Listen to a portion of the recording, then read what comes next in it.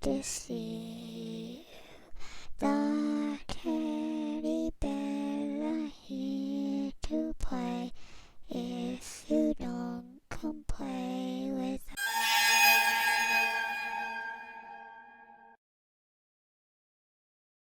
Welcome to Frightened Female. This is Crystal, and I apologize. I forgot to tell you guys that I've been on vacation for the past 2 weeks. I went cross country to visit family and had an amazing time. While there, I got some great emails. And before I dive in, I want to ask all of you, because I got a request for more Ouija board stories. So if you yourself or you know somebody that has had a creepy experience, I'd like to do a part 2 on that. And of course, it's almost October, and we all know what the end of October is. Yes, it's Halloween, my absolute favorite. Here's a picture that I took last night. I have a little baby pumpkin I picked up at the store. He's just a cute little guy. I was looking everywhere for my tea lights, and I could not find them. I think they're buried in a box or something. So I put some Christmas lights inside of it, but it works. I love it. It's adorable. And then I was thinking maybe I should do a video of the history of Halloween and how it all derived. I've heard some really creepy things. As far as costumes were worn to ward off demons and stuff like that. So before I get into today's true scary story, I wanted to talk about something that happened to me. And I'll also give you a little background on the legend. It was brought up in the comment field in one of my videos about sleep paralysis, also known as being visited by the old hag or the night hag. According to castleofspirits.com, it reads as follows. In the dark depths of the middle of the night, you are woken suddenly with a feeling of evil surrounding you. You can't breathe, your chest is heavy, and someone is pressing down on you and trying to suffocate you. To your horror, you can't move. Something is holding you down. You think you can hear voices, and you see a dark, shadowy figure swooping around your bed. Are you being visited by demons? Or are you merely suffering an episode of sleep paralysis? Then I went to paranormal.about.com. They said the name of this phenomenon comes from the superstitious belief that a witch or an old hag sits or rides the chest of the victims, rendering them immobile. Although that explanation isn't taken very seriously nowadays, the perplexing and often very frightening nature of the phenomenon leads many people to believe that there are supernatural forces at work, ghosts, or maybe demons. The experience is so frightening because the victims, although paralyzed, seem to have full use of all of their senses. In fact, it is often accompanied by strange smells, the sound of approaching footsteps, apparitions of weird shadows or glowing eyes, and the oppressive weight on the chest, making breathing difficult, if not impossible. Now, my incident happened back, I would say it happened back in around 2005, 2006, in the wee early hours of the morning. And I had just recently moved to my second apartment that I had in Nevada. And I lived alone and I worked the graveyard shift. But this particular early morning was my day off, so it was still dark outside and my room was pitch black as I was awoken to a paralyzing evil presence on my chest and my throat. I couldn't breathe or scream, and that part was the scariest. I didn't see an entity, but I sure heard one as loud as you can imagine in both ears. And pardon my language, but I have to say exactly what this demonic force yelled at me. It was a male's voice, and he said to me, in the most sinister tone. He said, "Bitch, you're not going anywhere." And I felt like I was going to be raped. It was that petrifying, because you don't know what to think. It happens so fast, no warning, and the pressure went on for about, I would say, 45 seconds, and then I was released to sit up. So, of course, I began crying and trembling with fear. And you know those dreams that are so weird and strange that the rest of your day is just a bit off because you can't forget about what you dreamt the night before? Well, this was worse because it wasn't a dream at all. I was awoken to this in the physical realm, and it was pure fear.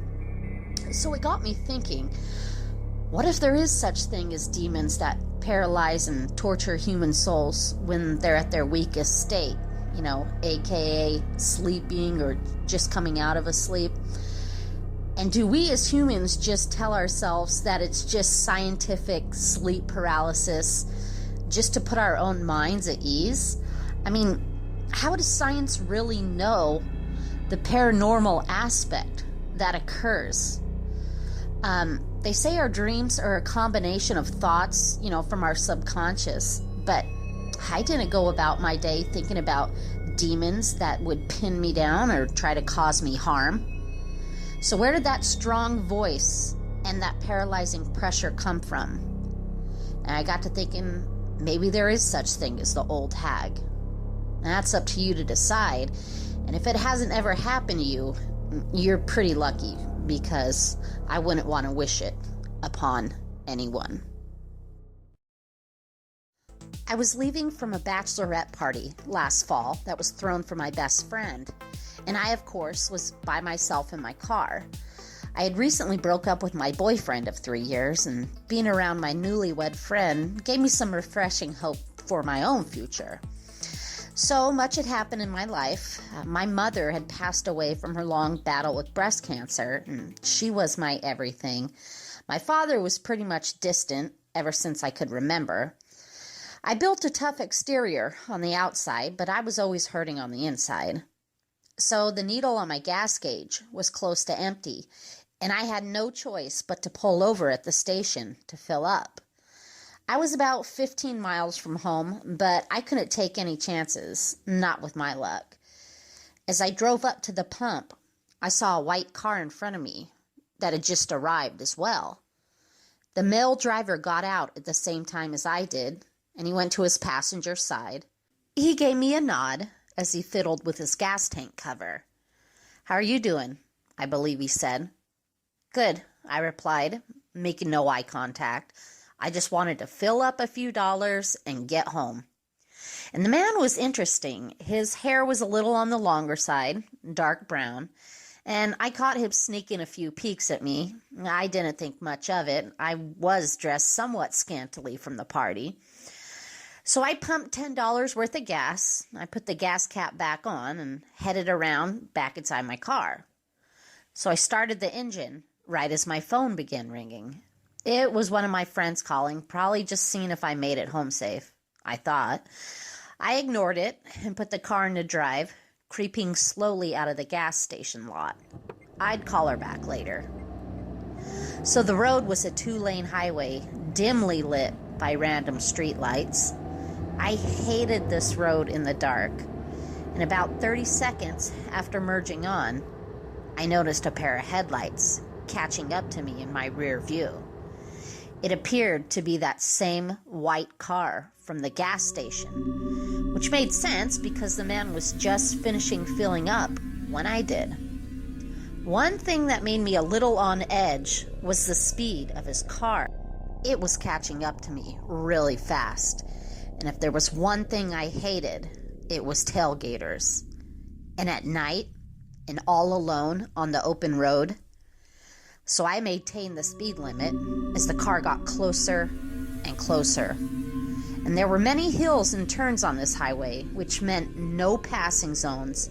So basically, this guy was stuck behind me. Great, I thought, thinking I was going to be on the next episode of some forensic show.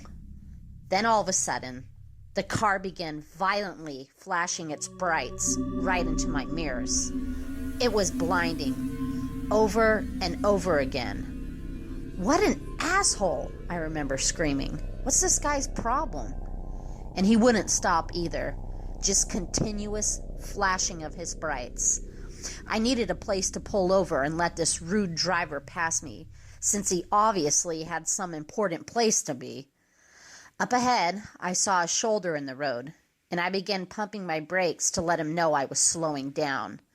He was so close, I was worried he was going to rear end me, but I quickly veered off the road, just fast enough to look up and see an oncoming car from the opposite direction swerve into my lane and barely fly past me, and then crash into the ditch that lined the highway. I screamed.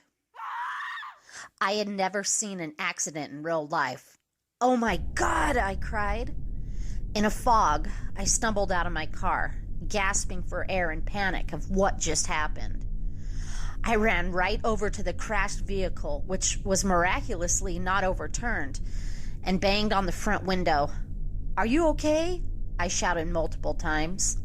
The man in the driver's seat appeared rattled, but managed to open the door, and he nodded at me, looking very confused. He was holding his chin in pain. There was no passenger. I immediately ran to get my phone in order to call 911, and in doing so, I quickly realized that the car, which had been flashing its lights behind me, was nowhere in sight. Vanished. Well, my main goal was getting help to the scene as fast as I could. Thank the Lord I had service on my cell phone. The police and the ambulance arrived within 5 to 10 minutes, and I stood with the disoriented man. He kept apologizing to me, saying that he got distracted with his radio and wasn't paying attention to the road like he should have. I assured him it was okay. So I filled out an accident report for the police, and the medics placed the man on a stretcher. Before they let me go, the victim waved me over after shouting, "Hey, come here." I went to the side of the stretcher, and he made me lean in, which was awkward. The man whispered quietly, "Your mom says hi." I stepped back in shock. Was the driver in the white car flashing its brights behind me the guardian spirit of my mother? If I hadn't have pulled over, I would have been in a head-on collision and probably lost my life that night. And now the ghost car was nowhere to be found? I get chills whenever I think about that mysterious man from the gas station. Thank you, Corinne, for submitting that true scary story. In my opinion, I do think it's a guardian angel. I believe very much in guardian angels. And the thing about being watched over, they manifest themselves in the most mysterious ways. And, that gives a lot of us faith and hope that, yeah, we are being looked after and protected. So thank goodness you're okay and it all worked out in the end. But you guys, I am so pumped for October. I would love you guys to submit more Ouija board stories. Got a request for that. And I'd like to do a Halloween part 2. If you or someone you know has a good, scary, true Halloween story, please send it my way. See the description box below. Like and subscribe to my channel. Leave your comments. You guys have been so great. Most importantly, you guys, please be safe.